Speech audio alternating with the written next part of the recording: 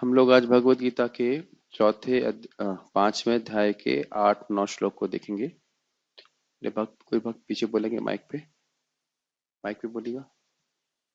नैव किंचित करोमीति नैव किञ्चित् करोमीति युक्तो मन्येत तत्त्ववेत् युक्तो मन्येत तत्त्ववित् पश्यन् शृण्वन् स्पृशन् जिघ्नन् पश्यन् शृण्वन् स्पृशन् जिघ्नन् जिघ्रन् जिघ्रन् जिघ्रन् जिघ्रन् पश्यन् शृण्वन् स्पृशन् जिघ्रन् पश्यन् शृण्वन् स्पृशन् जिघ्रन् अश्नन् गच्छन् स्वपन् श्वसन् अस्नन् गच्छन् स्वपस्नसन् प्रलपन् विजृणन् गृह्णन् प्रलपन् विसृजन् गृह्णन् उन्मिषन् निमिषन्नपि निशन्नपि इन्द्रियाणीन्द्रियार्थेषु इन्द्रियाणीन्द्रियार्थेषु वर्तन्त इति धारयन्। वर्तन्त इति धारयन्। शब्दों को देखिए। नैव किंचित करोमि। नैव मतलब नहीं ही, किंचित करोमि मैं कुछ भी नहीं ही करता हूँ। युक्तो मन्येत तत्ववित् जो भगवत सेवा में युक्त है, ऐसा तत्ववित् यह समझता है, मानता है। अब वो कह रहे हैं कि जब इंद्रियां अपने कार्य कर रही हैं तो वो क्या अनुभव करता है। पश्यन मतलब देखते हुए, शृण्वन मतलब सुनते हुए, स्पर्शन मतलब स्पर्श करते हुए, जिगरण मतलब क्या हुआ? नहीं, हाँ, घ्राण, तो जिगरण मतलब सूंघते हुए। अश्नन मतलब खाते हुए, गच्छन मतलब जाते हुए, स्वपन मतलब सोते हुए। हाँ, स्वप्न आप दिन में देखते हैं स्वप्न सोते हुए हो ना स्वप्न मतलब सोते हुए। और श्वसन मतलब क्या लिखा है यहाँ पे? सांस लेते हुए, प्रश्वास प्रश्वास बोलते हैं। प्रलपन मतलब बात करते हुए, विजृणन मतलब मलमूत्र इत्यादि त्यागते हुए, गृणन मतलब ग्रहण करते हुए, उन्मिशन मतलब खोलते हुए, आंखें खोलते हुए, निमिशन मतलब आंखें बंद करते हुए। निमिष का अर्थ आप जानते हो, आंख बंद करने में, बल्ब झपकाने में जिस समय होता है उसे निमिष कहते हैं। तो इंद्रियाणि इंद्रियार्थेषु, इंद्रियां अपने इंद्रियों के कार्य में, अर्थ में वर्तनता लगी हुई हैं। ऐसा वह धारण का अर्थ क्या बता रहे हैं प्रभुपाद? विचार करता है, ऐसा ऐसा सोचते हुए कि इंद्रिय अपने इंद्रिय के विषयों में लगी हुई है। प्रभुपाद कहते हैं इंद्रिय अर्थेषु मतलब इंद्रिय तृप्ति में लगी है, मैं इससे अलग हूं, यह वह देख पाता है। यह श्लोक समझने में कठिन होता है क्योंकि इस प्रकार से हम देख नहीं पाते। हमें लगता है मैं खा रहा हूं, मैं बोल रहा हूं, मैं सब कुछ करना हूं, मैं करता हूं। ये भावना हम सब लोगों के लिए स्वाभाविक है, इसलिए कठिन होता है। लेकिन भगवान के भक्त या एक जिसकी दिव्य स्थिति है, जो तत्वविद व्यक्ति है, तत्वविद का मतलब है तत्व को समझ रहा है, तत्वदर्शी है, उसकी स्थिति को हम समझ पाते हैं। कर्तापन की भावना से मुक्त है। जैसे आपको याद हो, वृंदावन चंद्र महाराज समझा रहे थे, कर्तापन के भाव को त्यागते हुए, श्लोक याद नहीं आ रहा है अभी,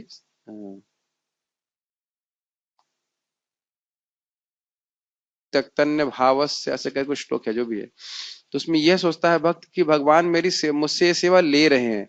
वो यह नहीं सोचता है कि मैं सेवा कर रहा हूँ। भाई हम 16 माला की हैं, ऐसा नहीं बोलता है। भगवान ने 16 माला करा दी, भगवान ने 16 माला स्वीकार, इतना सेवा ले लिया, यह भावना रहती है कि भगवान करते हैं, यह तो अंतरंग शक्ति का के द्वारा संपादित हो रहा है, मैं तो एक मतलब माध्यम मात्र हूं, इस प्रकार से भावना करता है। अनुवाद।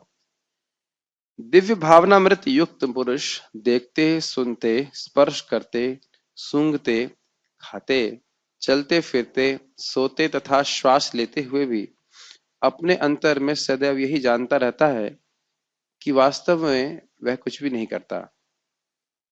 बोलते, त्यागते, ग्रहण करते या आंखें खोलते बंद करते हुए भी वह जानता रहता है कि भौतिक इंद्रियां अपने अपने विषयों में प्रवृत्त हैं और वह इन सबसे पृथक है। एक बात तो मन में आ रही है, जो समझ में आ रहा है, वो ये है कि इंग्लिश में कहेंगे being a state of being an observer. इसको हिंदी में क्या कहेंगे? साक्षी के रूप में क्रियाओं को होते हुए देखना। यह तो आप अन्य वस्तुओं को देखते हैं, कोई मशीन चल रही है, आप देख रहे हो कि वो चल रही है, लेकिन यह तो नहीं मान लेते कि हम उस मशीन से अपना अभिनिवेश तो नहीं कर लेते। कार चलती है, कार के में पहिया पंचर हो जाता है, तुम तो सोचते नहीं ना कि हम पंचर हो गए, है कि नहीं? आसक्त होने में कठिन लगता है। जैसे मेरा अनुभव है, एक बार मैंने पहले भी बताया था कि हम कार से जा रहे थे और बगल से बस निकली और किसी ने ऐसा थूका कि वो थूक जो है कार के विंड स्क्रीन पे गिरी। तब क्या हुआ, वो पानी चलाया, उसे साफ कर दिया, कोई उद्विग्नता नहीं आई। लेकिन अगर कोई व्यक्ति कार में आसक्त होता है तो बोलेगा तूने मुझ पे थूका, तेरी हिम्मत कैसे हुई तुमने मुझ पे थूका, जबकि उस पे नहीं थूका, कार के ऊपर थूक दिया। नहीं नहीं, मेरी गाड़ी नहीं, लोग बोलते मेरे को कैसे ठोक दिया, तूने मेरे को ठोका। श्रीला श्याम हरि प्रभु बता रहे थे, एक बार वो आ रहे थे दिल्ली से यहाँ पे, तो गाड़ी ने, एम्बेसडर ने किसी गाड़ी को ठोक दिया पीछे से। तो आप बाहर निकल के आए, बड़ा गुंडा टाइप का व्यक्ति था, तुमने मेरे को कैसे ठोका, तुमने मेरे को कैसे ठोका। तो पहले प्रभु जी ने धीरे धीरे समझाया उसको, आपको नहीं ठोका, आपकी गाड़ी को ठोका। तो धीरे धीरे उसको अपन उसकी गाड़ी से अलग किया, तो धीरे धीरे शांत। तो आपको नहीं ठोका गया है, आप ठीक हो, आपको नहीं, आपकी गाड़ी को ठोक। कई बार हम ऐसे शब्द यूज करते हैं। उसी प्रकार से जो हमारा शरीर से हमारी पहचान होने के कारण हम लोग इस प्रकार से सोचते हैं कि हम कर रहे हैं, जबकि देखिए मैं कुछ सोच रहा हूँ तभी तो कुछ बोल रहा हूँ। तो सोच कैसे रहा हूँ और बोल कैसे रहा हूँ, ये दोनों क्रिया अलग अलग है कि नहीं? आपको मेरी बात समझ में आ रही है? कैसे? आप जो है यह नहीं समझा सकते। अभी देखो, अपनी क्रियाओं को अपने से अलग करना चालू कीजिए। आप कैसे, अच्छा सोते हैं आप लोग, स्वाभाविक बात है, कैसे? खाली इच्छा करते हैं कि नींद आ जाए और धड़ाक से नींद आ जाती है, पता चल नहीं चलता। जग जाते हैं कैसे, पता नहीं, है ना? हमारा हृदय कितनी बार धड़क रहा है जब तक क्लास हो चुकी, कुछ भी पता नहीं। तो आप देखिए कि हमारे इस यंत्र के बारे में हम पूरी तरह से अनभिज्ञ हैं। डॉक्टर साहब भी अनभिज्ञ हैं, है ना? डॉक्टर साहब का हृदय कितनी बार मतलब धड़क गया अभी तक? साहब हार्ट के डॉक्टर हैं, ऑपरेशन भी कर चुके हैं। हम सभी लोग बहुत सारे ज्ञानी हो सकते हैं कि अपने शरीर से कितना अनभिज्ञ है ना, खून कैसे प्रभावित हो रहा है। तो कभी सोचते ही नहीं कि यह तो कोई और कर रहा है, नहीं? तो ये थोड़ा सा बुद्धि लगाएंगे तो समझ में आएगा कि हम अपने शरीर की क्रियाओं को नहीं कर रहे, भगवान इसको नियमित कर रहे हैं।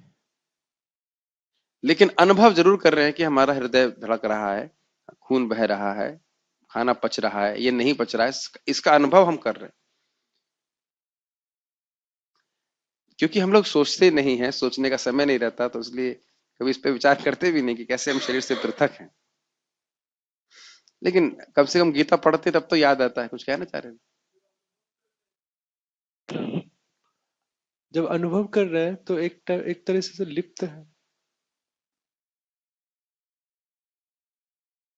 अनुभव करने से लिप्त होगा ये बात नहीं है। अपने को पृथक अनुभव करेगा तो लिप्त नहीं होगा, अपने को उसमें मतलब उसमें अभिनिवेश होगा तो वो लिप्त हो जाएगा। अब और इसमें अनुभव होना बहुत सारे मतलब हेयर स्प्लिटिंग हो जाएगी। देखिए, भले ही हम अपने आप को शरीर से अलग नहीं देख पा रहे हैं, लेकिन यह समझ रहे हैं कि यह शरीर दिया किसका है, किसने दिया है? किसने दिया है? भगवान, है ना? तो अब भगवान ने दिया है तो कर्मों को भगवान की सेवा में समर्पित करते हुए जा रहे हैं, तो लिप्त नहीं होते। भले ही मैं भी नहीं देख पा रहा हूं अपने आप को कि शरीर से मैं किस प्रकार से पूरी तरह से भिन्न हूं, नहीं देख पा रहा हूं, लेकिन भगवान के लिए जो भगवत गीता की चर्चा है वो तो भगवान को प्रसन्न करने वाली है ना। भागवत की चर्चा भगवान को प्रसन्न करने वाली है। नाम जब जो भी हम भक्ति कर रहे हैं वो भगवान को प्रसन्न करने वाली है। बस इसमें यह अहंकार नहीं आना चाहिए कि मैं करने वाला हूं।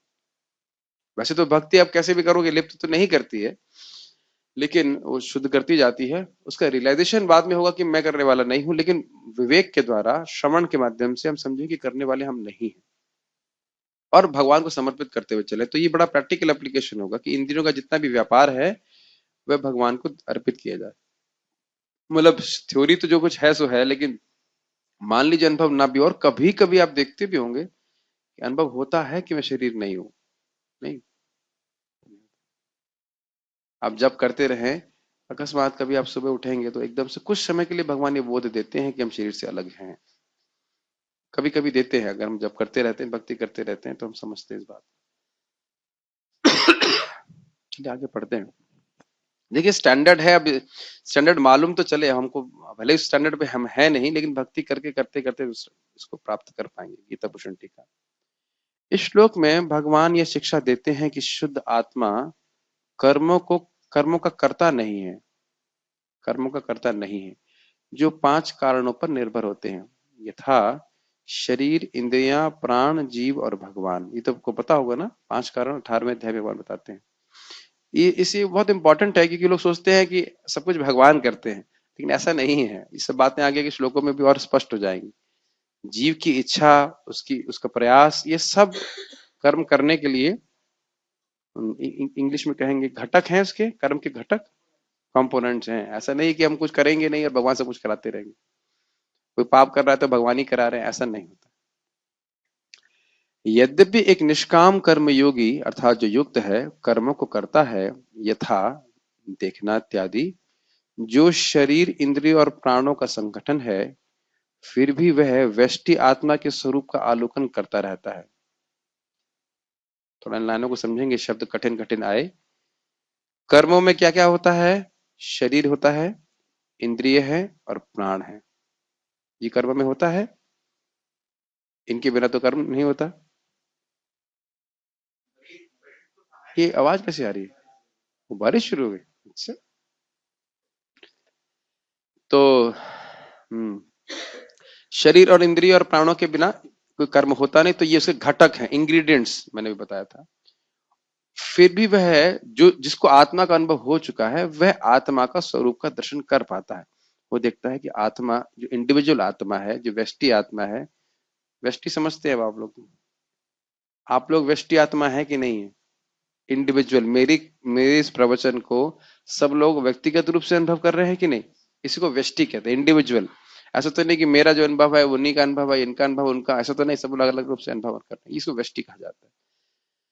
तो जो तत्वविद व्यक्ति है वह आत्मा के स्वरूप का दर्शन करता रहता है और वह अपने आप को इससे, इन क्रियाओं से भिन्न देख पाता है। ये बात यहाँ पे बोली जा रही है। कम से कम शब्द समझिए, अब उसको अनुभव करने का तो स्थिति जब होगी तो हम तभी अनुभव कर पाएंगे। देखिए जैसे हम सुनते हैं कि जो स्वरूप सिद्ध व्यक्ति है वो बाह्य रूप से भक्ति की क्रियाओं में लगता है और आंतरिक रूप से अपने दिव्य स्वरूप में इस तरह की सेवा करता है। समझ में आ गया? आ गया, बड़े आसानी से आपने कह दिया, आ गया। Isn't it? क्योंकि जो कुछ भी आपको समझ में आया है, वास्तविक आपको या मुझको जो कुछ भी वास्तविक स्थिति से वो बिल्कुल अलग है। कुछ समझ में आ रहा है? जो समझ रहे हैं ना मेरी बात? मान लीजिए आप कहें कि प्रभु जी आपको मेरा जब बहुत अच्छा हुआ। अब जिस व्यक्ति का जब कभी अच्छा नहीं हुआ है, तो सोच जरूर सकता है कि उसको क्या अच्छा लगा होगा, लेकिन वो कुछ समझ नहीं सकता कि उसको अच्छा क्या लगा होगा, क्योंकि आप उसको एक्सप्लेन नहीं कर सकते हो। जब का जो अच्छा अनुभव है उसका शब्दों में तो नहीं आप निरूपित कर सकते हैं। कर सकते हैं शास्त्री जी?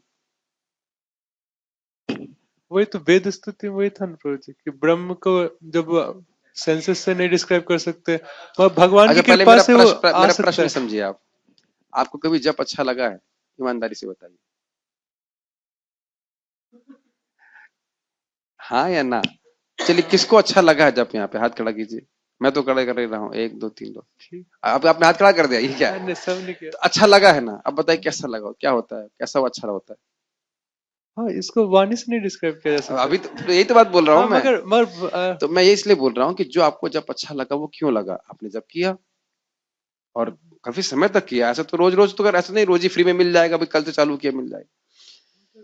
तो जब आपने जब अच्छा किया, उसे उसको भगवान गीता में ब्रह्म संस्पर्श कहते हैं, आध्यात्मिक सुख का स्पर्श। सो अब जिसने अनुभव नहीं किया है वह केवल अंदाजा लगा सकता है ना? आत्यांतिक सुख, ये वो उस, हाँ मगर कुछ, मगर प्रभु जी, एक हाँ। मिनट। जो वेद स्तुति का जो सेंट्रल पॉइंट है कि ब्रह्म जो है, या मतलब भगवत साक्षात, मतलब भगवान जो है, वो इंद्रियों के द्वारा गोचर नहीं है, मगर भगवान की कृपा से वो गोचर हो सकते हैं। लेकिन मैं तो कुछ और बोल वही रहा वो हूँ, मैं अनुभव है खाली बोल कि रहा हूँ कि जिस व्यक्ति को भक्ति का अनुभव है, उस अनुभव के बारे में हम बौद्धिक विवेचना के द्वारा नहीं समझ सकते। मैं क्यों ये बात बोल रहा हूँ? यहाँ पे बोल रहा है कि वह आत्मा के स्वरूप का अवलोकन करता है। अब इस समय हम आत्मा के स्वरूप का अवलोकन मतलब समझते हैं आत्मा को देखना, हम उस स्थिति में नहीं है, अपने स्वरूप को नहीं समझ पा रहे हैं। तो हम यहाँ स्टैंडर्ड जरूर समझदार हैं, लेकिन इसका मतलब ये नहीं कि हम समझ गए कि वो स्टैंडर्ड क्या है। वह समझ में तभी आएगा जब आप वहां पे पहुंचेंगे। इतनी बात, ये बात मैं बोल रहा हूं, ये नहीं समझ में आ रही बात? थोड़ा विचार कीजिए इसके ऊपर तो समझ में आ जाएगा मैं क्या कह रहा हूँ। भाई जिसको भगवत प्रेम प्राप्त है उसको क्या सुख मिल रहा है वो हम समझ लेंगे अभी यहाँ पे। आप कह दोगे कि भाई ब्रह्मानंद को करोड़ों गुना बढ़ा दीजिए तो वह भी प्रेमानंद के सामने छोटा पड़ेगा। तो यह तो शब्दों में वर्णन हो गया, ठीक है, लेकिन उसका अनुभव तो एक अलग चीज है ना। तो स्टैंडर्ड जानना जरूरी है, हम जरूर जाने ताकि हम समझे कि भाई वहां पहुंचना है। लेकिन इसलिए थोड़ी कठिनाई हो रही है क्योंकि हम उस समय अपने को शरीर से अलग नहीं देख पा रहे हैं। बात उस अनुभव की स्थिति में व्यक्ति समझ पाएगा। इस कारण से, और ये हुआ कैसे ये भी आप जानते हो, कर्मयोग संपादन कर रहा है भगवान को अपने कर्म समर्पित करते करते उसका हृदय जब शुद्ध हो जाएगा अपने आप उसको अनुभूति करेगा। जैसे आपने पढ़ा सुना था ना, कालीन आत्मनिविंदति, काल में मतलब जो शुद्ध हो जाएगा तो अपने आप हृदय में वह आत्मा के आनंद की अनुभूति कर पाएगा। इस कारण से वह इस निश्चय से युक्त रहता है कि चक्षु आदि इंद्रियां अपने रूप आदि विषयों के संपर्क में रहती हैं, जिसे परमात्मा द्वारा और जीव की वासना के कारण प्रेरित किया जाता है। ये लाइन बहुत कठिन है समझने में, थोड़ा समझिए इसको। वह समझता है कि आत्मा के रूप में वह शरीर और इंद्रियों के कार्य से बिल्कुल अलग है। आत्मा के रूप में अभी आप कुछ नहीं कर सकते तो आवाज आएगी। आत्मा के रूप में वह इंद्रियों के कार्यों से बिल्कुल अलग है, और जो जीव के हृदय में अनादिकाल से कर्मों के संस्कार के द्वारा वासना मतलब इच्छाएं होती हैं कर्म करने की, उसके अनुसार परमात्मा जीव को संलग्न करा रहे हैं। इस प्रकार से थोड़ा क्या उस पर और विचार कर सकते हैं, यही अभी तक मेरे को समझ में यहाँ पे आया है। अतः अतएव वह सोचता है कि मैं आत्मा यानी मैं आत्मा कुछ भी नहीं कर रहा हूं, ये सब कुछ कार्य परमात्मा के द्वारा जीव के स्वभाव का अर्थात जो कर्म के संस्कार हैं उसके अनुसार कर रहा है। इसको हम लोगों ने प्रहलाद महाराज के चरित्र में सुना है। थोड़ा उसके बाद बढ़ा दो। हरे कृष्णा।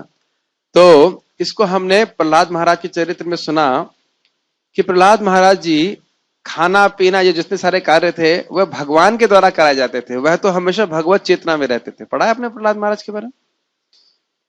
या महाप्रभु के हम जीवन में सुनते हैं कि वह जितना भी कार्य होते थे खाने इत्यादि के, वह केवल अभ्यास वश करते थे। जैसे हम लोग कहते हैं अब भूख लग गई है, भूख लगने का समय है, अब नींद आ गई, अब हम सोएंगे। लेकिन नींद का तो कोई प्रश्न ही नहीं, जो खाना इत्यादि भी था वह केवल एक अभ्यास। ऐसे मान लीजिए पहिया है, पहिया घूम रहा है, घुमाया जा रहा है, फिर घुमाना छोड़ दिया जाए तो एक इंग्लिश में शब्द कहते हैं इनर्शिया, हिंदी में क्या कहते हैं उसको? हाँ, अब जो भी कहते हो हिंदी में, लेकिन वो घूमने की प्रवृत्ति के कारण कुछ देर और घूमता रहता है। तो इसी प्रकार से भक्त भोग की वासना से कार्य नहीं करता है, वो भगवान के द्वारा वो सब कार्य कराए जाते हैं। वो देखता है कि मैं इससे बिल्कुल अलग हूँ। अभी तक मेरी अंडरस्टैंडिंग ये है, कुछ और कहना चाहते हैं तो कहना चाहते हैं? ठीक। आंखों से देखना, कानों से सुनना, त्वक मतलब चर्म से स्पर्श करना, नाक से सूंघना, कुछ उसमें शब्द गलत लिखा हुआ, कर्ण नहीं आना चाहिए, नाक से सूंघना, जीव से स्वाद लेना, यह सब ज्ञान इंद्रियों के कार्य हैं। ये तो समझते हैं आप, इनपुट मिल रहा है। पैरों से चलना, वाणी से बोलना, उपस्थ आदि से मलमूत्र त्यागना और हाथ से पकड़ना, यह कर्मेंद्रियों के कार्य है। ये भी समझते हो? ठीक है। सांस लेना, यह 5 प्रकार के मुख्य प्राणों के कार्यों को दर्शाता है। ये आपको याद आ रहा है? अभी अभी हमने पढ़ा था ना, इंद्रिय शरीर और प्राण का संगठन होता है ये कर्म। ये हो रहा। आंखों को खोलना और बंद करना 5 प्रकार के गौण प्राणों के कार्य हैं। गौण मतलब सेकेंडरी, आंखें खोलना बंद करना ये भी सब भी प्राण के द्वारा ही होता है। सोना आंतरिक इंद्रिय का कार्य है, अर्थात अंतःकरण का। अंतःकरण मतलब हो गया चित्त का।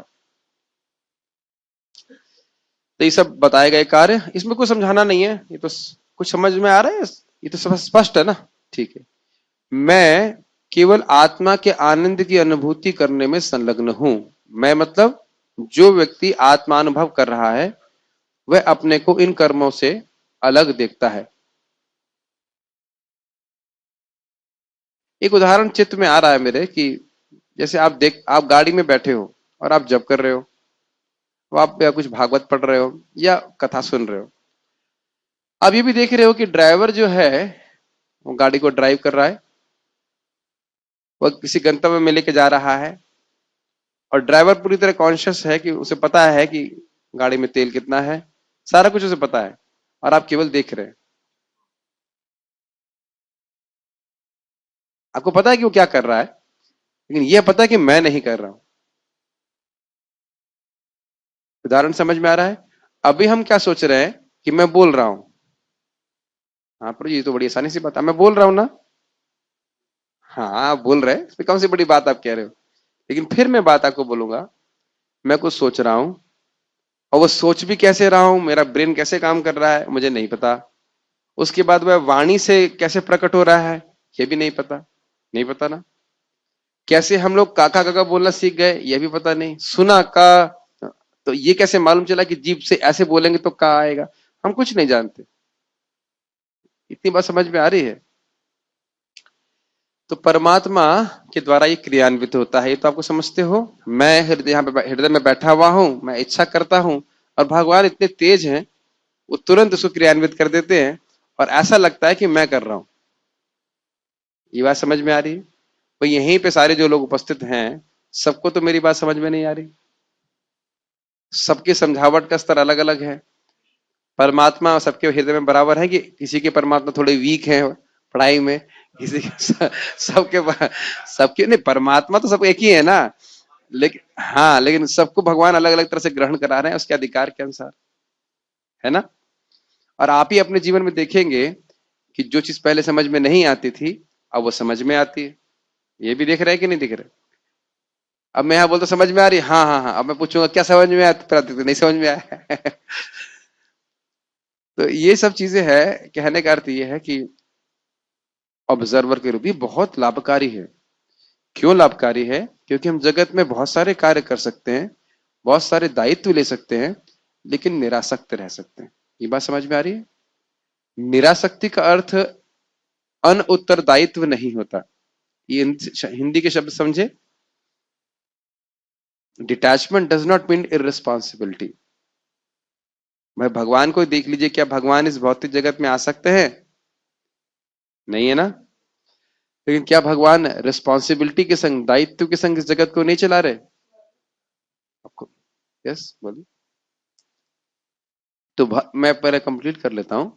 तो भक्त जान रहा है कि जो कुछ भी कार्य करवाते हैं वह भगवान की शक्ति से होता है, मैं करने वाला नहीं हूं, लेकिन जो मेरा दायित्व है उसको मैं ठीक प्रकार से करने का प्रयास करता हूँ। It's very nice thing. अगर आप किसी को कृष्ण भावना में भी क्या गाइडेंस हो, क्या कहा जाएगा, मार्गदर्शन कर रहे हैं, ये ध्यान देना होगा कि हम उसके कंट्रोलर नहीं है जीवन के। ये स्वयं नित्यानंद प्रभु कहते हैं हरिदास ठाकुर जी को, जब उनको प्रचार के लिए भेजा गया कि हम जाकर के भगवान की वाणी का प्रचार कर रहे हैं। अब कोई स्वीकार करता है या नहीं करता, इसका ये उसके और महाप्रभु के बीच में है। हमारा इसमें कोई कंट्रोल नहीं है।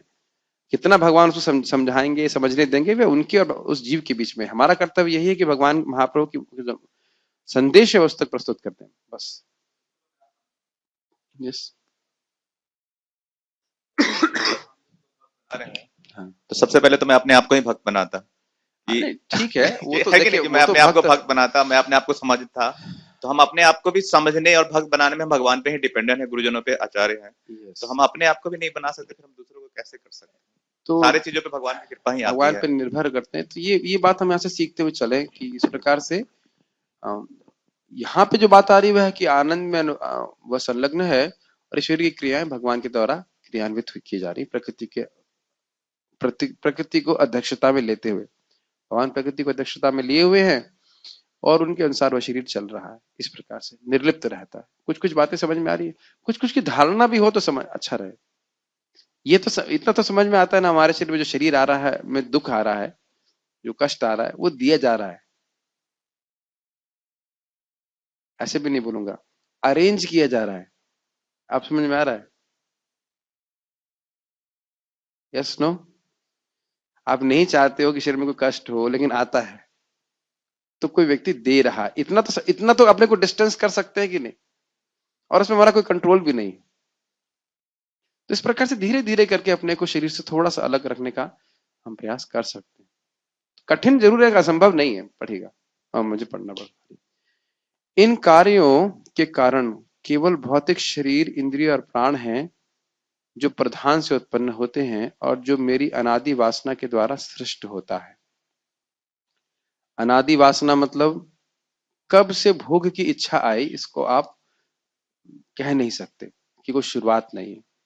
एक नोट दिया गया है। प्रधान का अर्थ क्या है? प्रधान का अर्थ है अचेतन मूल पदार्थ जिससे भौतिक तत्व, इंद्रियां, इंद्रियों के विषय, मन और अहंकार की उत्पत्ति होती है। तो ये जो हमारे इंद्रियां हैं, मन इत्यादि जो कुछ भी हैं, वे प्रधान से उत्पन्न होते हैं। प्रधान के बारे में शास्त्री जी कुछ कहना चाहेंगे? जरूर कहना चाहेंगे, इसलिए यस, थोड़ा सा बताइए प्रधान के बारे में। शब्द हम कभी सुनते नहीं ध्यान से। यस, हाँ, जब तीनों गुण सत्वगुण रजोगुण तमोगुण साम्यावस्था में रहती है, आराम से बताइए। हाँ, तब उसको प्रधान करते हैं। मुझे तो थोड़ा पता है, भक्तों को शायद ना पता हो, इसलिए हाँ, धीरे धीरे बताइए। प्रकृति की वह स्थिति जिसमें रजगुण, तमगुण और तमोगुण सत्वगुण एक एकदम साम्य बैलेंस। अवस्था में, मतलब 33.33% सत्वगुण अगर ऐसा कहा जाए, 33.33% और तमोगुण रजोगुण इस प्रकार से रहता है और स्वस्य सृष्टि कुछ नहीं होती। अव्यक्त भी कह सकते हैं, अव्यक्त हाँ, अवस्था, अव्यक्त उसी का नाम। अव्यक्त अवस्था को प्रधान कहते हैं। और उसी से, उसी पे कहना चाहिए, भगवान जब शोभ करते हैं, दृष्टिपात दृष्टिपात करते हैं, कौन से भगवान? महाविष्णु। भगवान वासुदेव, भगवान कृष्ण या महाविष्णु जिनके विस्तार हैं, वह जब शोभ करते हैं तो उस पे कौन सा शक्तिपात होता है? काल शक्ति काल से। शक्ति। और काल शक्ति उसमें शोभ मतलब एजिटेशन उत्पन्न करती है। तो तीनों गुणों का इम्बैलेंस होता है, फिर से पूरे जगत की सृष्टि होती है। यही बात बोली जा रही है कि जितने भी ये शब्द बार बार आएगा तो उसे समझते हुए चलिए कि हमारा जो शरीर है, हमारा मन है, इंद्रियां हैं, वह सब क्या है? प्राधानिक हैं। प्राधानिक का मतलब प्रधान से उत्पन्न, प्रधान से ही आई। क्या है? प्राधानिक। शब्द बोलिए, प्राधानिक। अब ये जब अगली बार आएगा तो समझ में आएगा मैं क्या बोल रहा हूं। जो कुछ भी, अरे भाई जैसे रोटी, अब खाने की बात बोलने से समझ में आता है जल्दी। रोटी, पराठा और पूड़ी में कॉमन क्या है? आटा। अब समझ में आ गया। तो सब लोग आटिक हैं, मतलब आटे से बनी हुई है। उसी प्रकार से हमारा शरीर, मन, इंद्रिय जो कुछ भी है वह प्रधान से बना है। इतनी बात समझ में आए?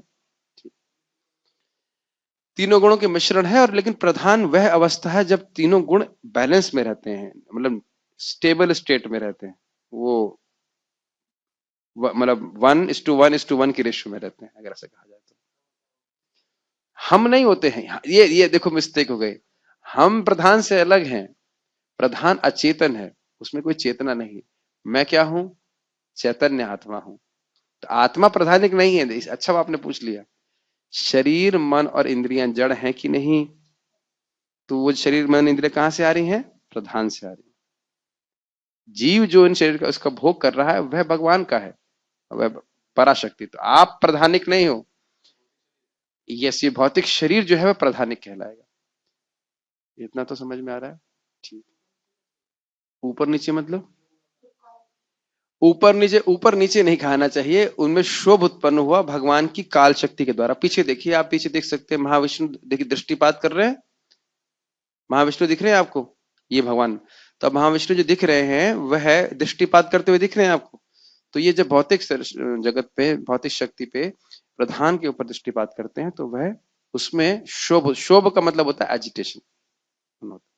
अरे आटा है, आटे में थोड़ा एजिटेशन करते हैं ना, थोड़ा गूंथते हैं, कुछ करते हैं, फिर रोटी बनाते हैं, उससे बहुत सारे तो करने वाला कोई जीवित व्यक्ति है ना। तो वही भगवान विष्णु है, जिनके शोभ, समझ में आया क्या? शोभ, शोभ का अर्थ समझते हैं? पिंच करना, एजिटेट करना, शोभयंती ही शोभ मतलब उस प्रकार से। शोभ मतलब क्षत्रिय वाला श उसमें रहेगा।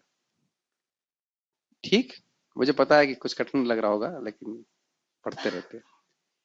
देखो जब हम लोग जब साइंस पढ़ते थे या कॉलेज में फिजिक्स केमिस्ट्री पढ़ते थे, तो कठिन चीज आती तो छोड़ देते, चलो हो सकता, हम सोचते थे अरे यही एग्जाम में ना आ जाए।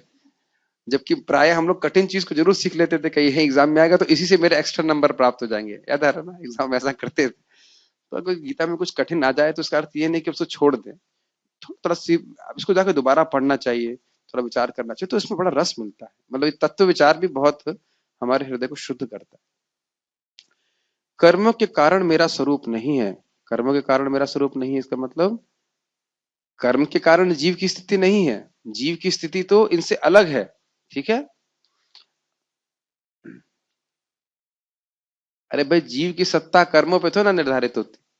जीव कहाँ से है? भगवान से आया है ना, कर्मों से थोड़ा ना आया है। शरीर का कारण कर्म है ना।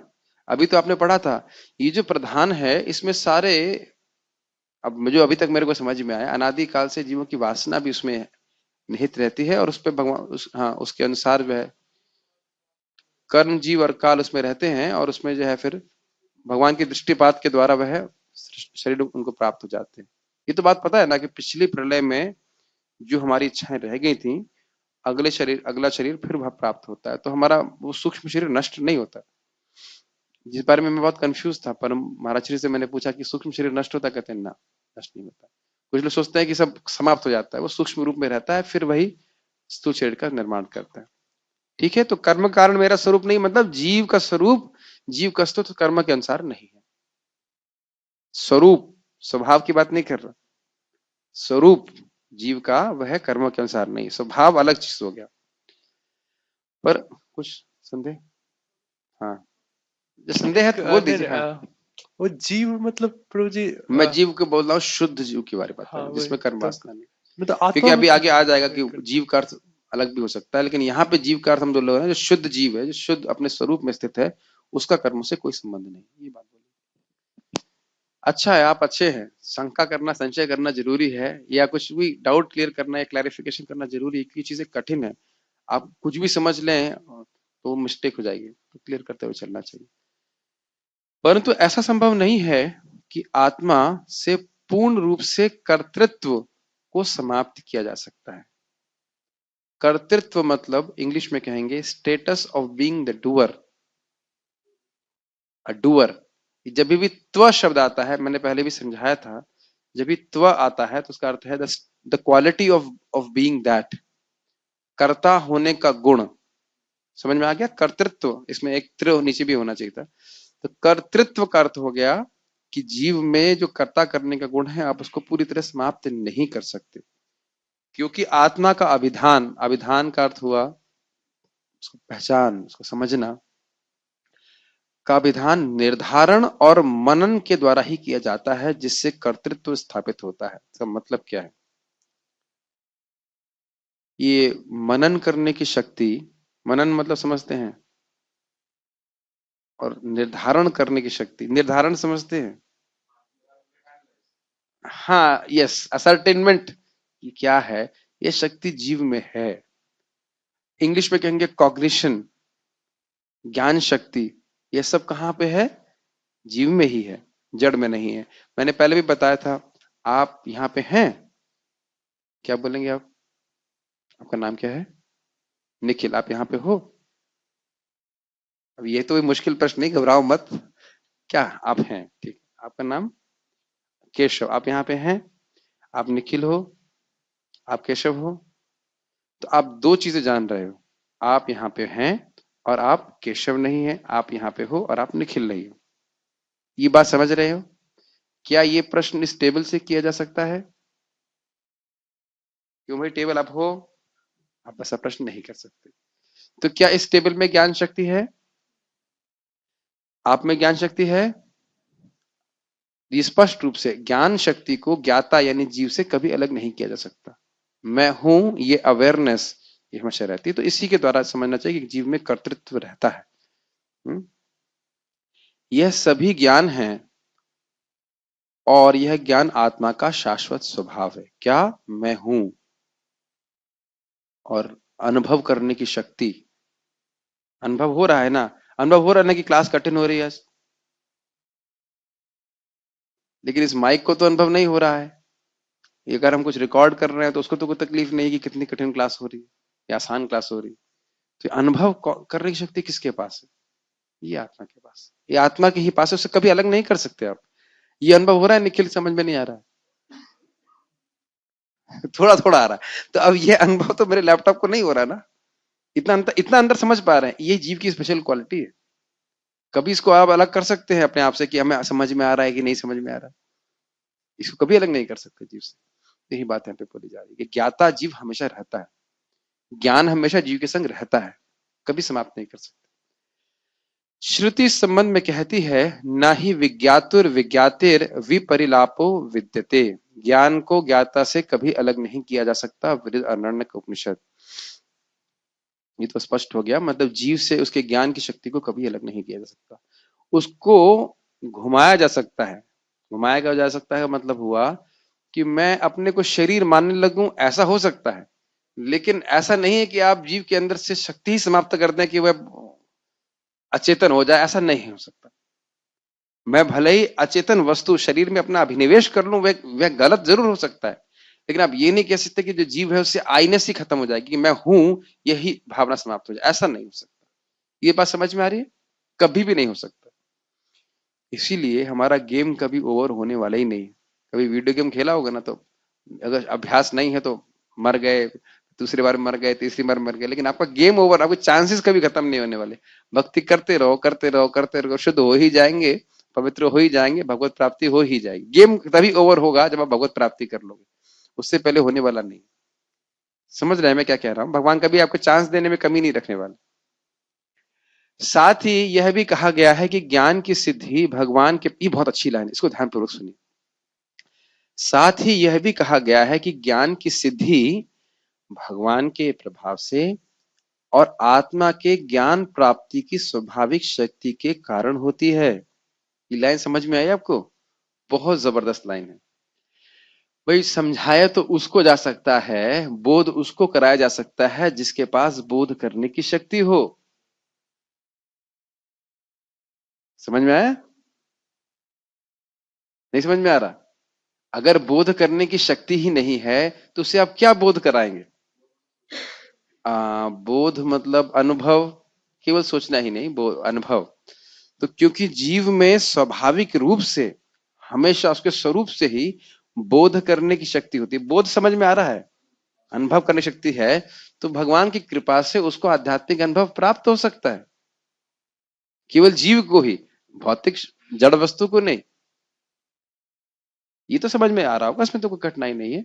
यस, ये बड़ी अच्छी बात लगी। भगवान की कृपा से, यानी कि भगवान की कृपा तो है ही, साथ साथ मुझको प्रयास भी करना पड़ेगा, तब भगवान की कृपा होगी, मुझे बोध प्राप्त होगा कि मैं हूं कौन। भाई हम शरीर नहीं है, ये तो समझ में आ रहा है, मतलब थ्योरी भी समझ में आती है कि भाई हड्डी पांव नहीं है, इस प्रकार से हम शरीर नहीं है, लेकिन इसका अनुभूति होना एक कैसे भगवान की कृपा से आएगा, जैसे प्रभु जी ने बताया।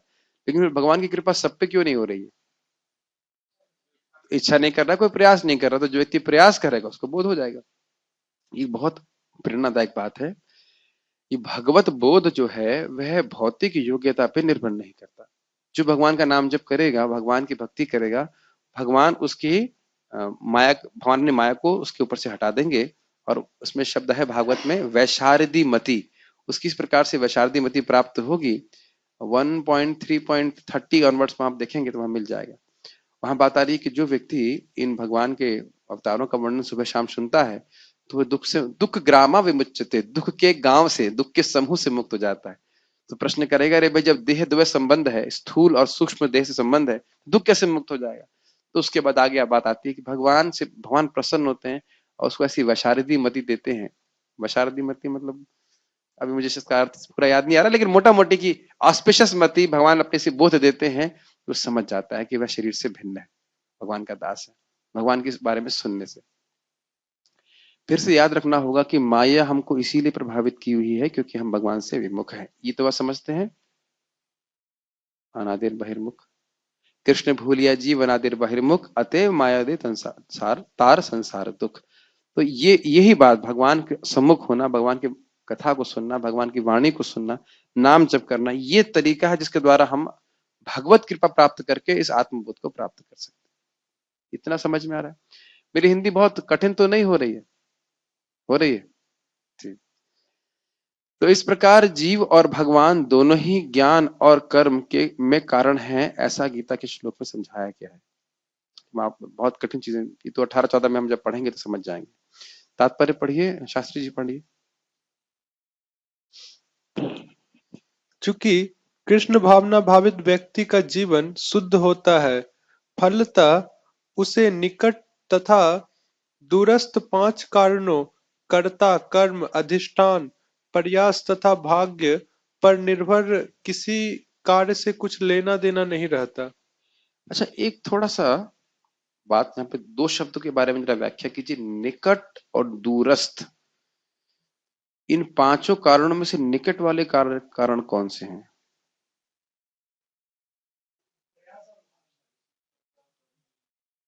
प्रयास, अधिष्ठान आपका शरीर, और जीव, ये तीन तो निकट वाले कारण हैं। और कर्म, कर्म का मतलब हाँ, कर्म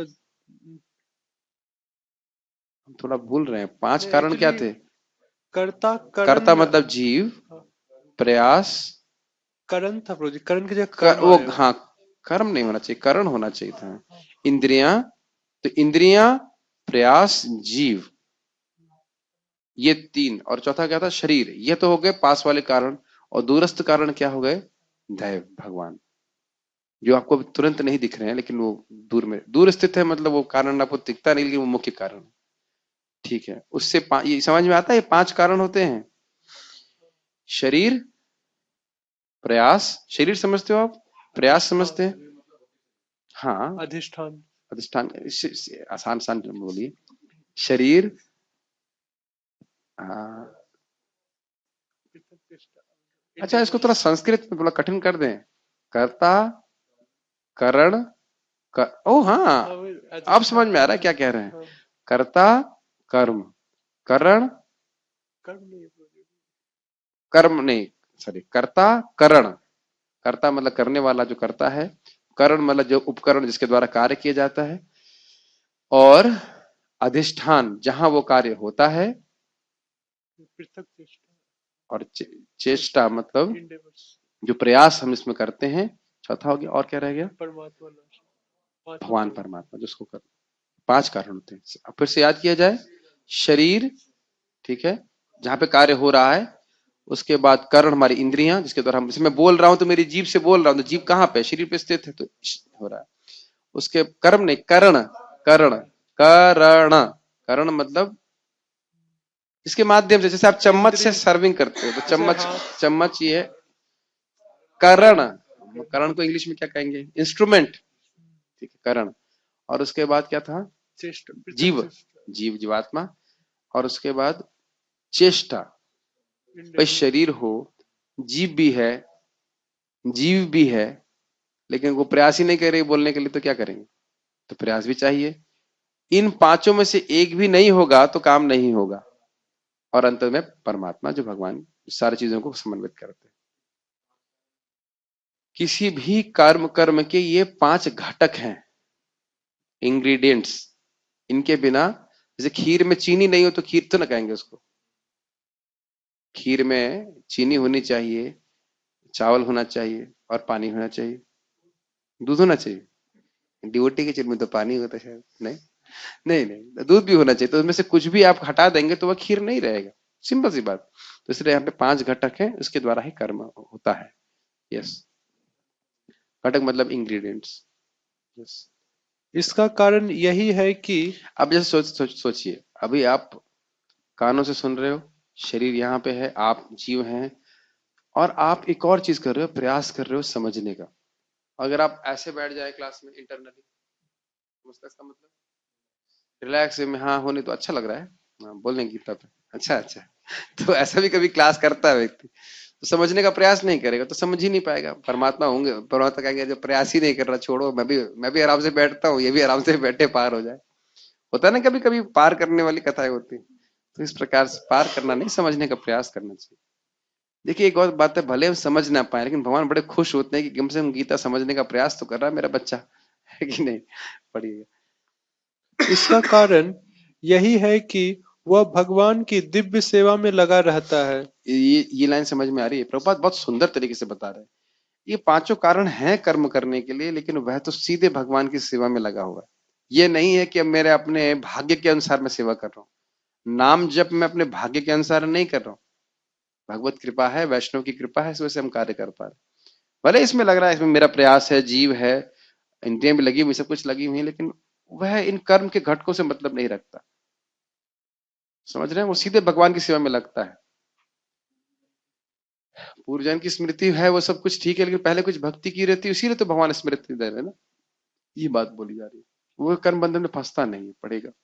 यद्यपि ऐसा प्रतीत होता है कि वह अपने शरीर तथा इंद्रियों से कर्म कर रहा है, किंतु वह अपनी वास्तविक स्थिति के प्रति सचेत रहता है, जो कि आध्यात्मिक व्यस्तता है। ये लाइन लास्ट वाली बात बता पाएंगे, समझा पाएंगे? वास्तविक स्थिति के प्रति सचेत रहता है, जो कि आध्यात्मिक व्यस्तता है। क्या मतलब है इसका? मैं कृष्ण का दास हूँ, कृष्ण की सेवा में लगा हूं और उसके अलावा मेरा कोई और कार्य नहीं है। I don't have any other duty except to serve Krishna. यहीं से हम समझ लें कि हमारा कर्म बंधन नष्ट हो गया। ये बात थोड़ा सा हम लोग ठहरते हैं और थोड़ा सा सोचिए इसका मतलब क्या है। मेरा अब जीवन में और कोई कर्तव्य नहीं है, केवल कृष्ण भगवान की सेवा करना है। ये मेरा स्वरूप है, यही मेरा परफेक्शन, और मुझे और कुछ नहीं करना। इस प्रकार का अगर दृढ़ निश्चय है तो बड़े आसानी से व्यक्ति कर्म बंधन से मुक्त होगा। मान लेना, तुरंत ही मान लेना चाहिए वो कर्म बंधन से मुक्त है ही। अगर कर्म बंधन से मुक्त नहीं है तो उसके मन में और सारे संकल्प आएंगे कि मुझे और कोई कार्य करना है, मुझे और कोई सारे दायित्व है। जैसे सीधी सीधी बात है, एक भक्त तो बता रहे थे कि वो बहुत बुरा स्वप्न आया, तो पता लगा कोई मर्डर कर रहा है कि कुछ कर रहा है, ऐसा हो रहा था। तो जैसे स्वप्न टूटा तो क्या समझ में आया, अनुपम कृष्ण को कुछ क्या नहीं नहीं, ऐसी स्थिति में क्या बोलेगा वो व्यक्ति? तो वो सोच रहा है कि उसका मर्डर हो रहा है तो भाग रहा है, भागना बहुत बड़ी ड्यूटी है, बचना चाहिए, है कि नहीं भाई? मर्डर कर रहा है तो बचना बहुत जरूरी है।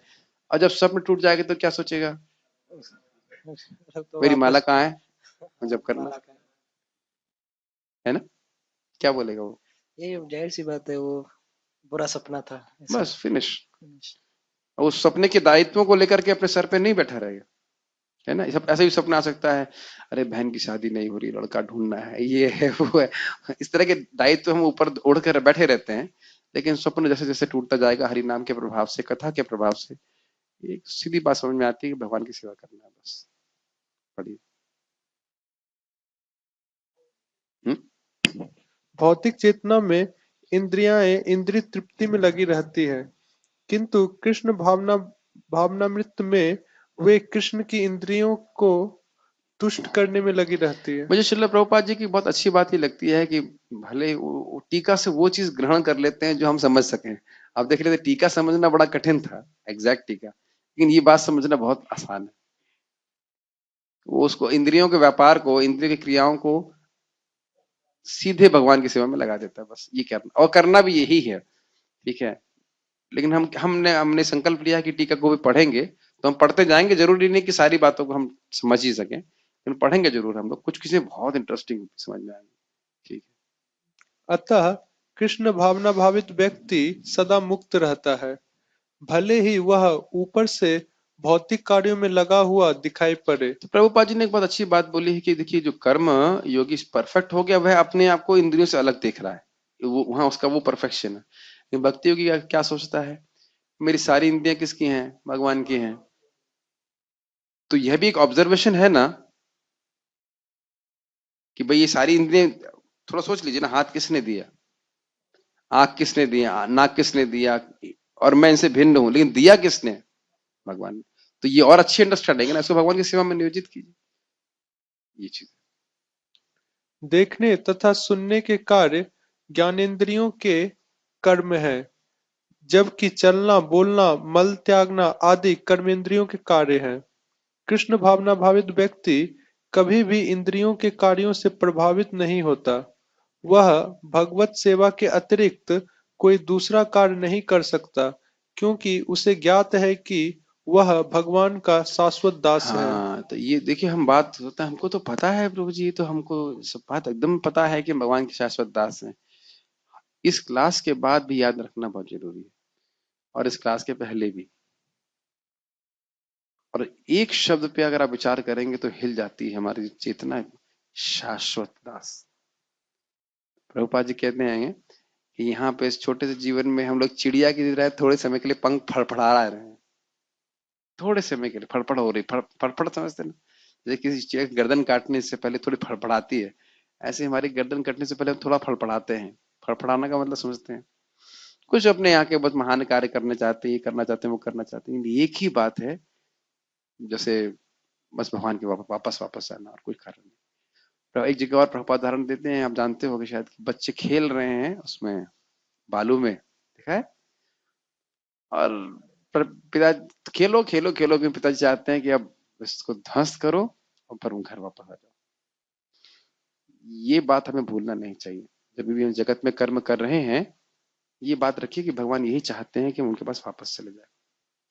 कोई प्रश्न है या कोई टीका टिप्पणी? स्टॉप है। भगवत गीता की जय।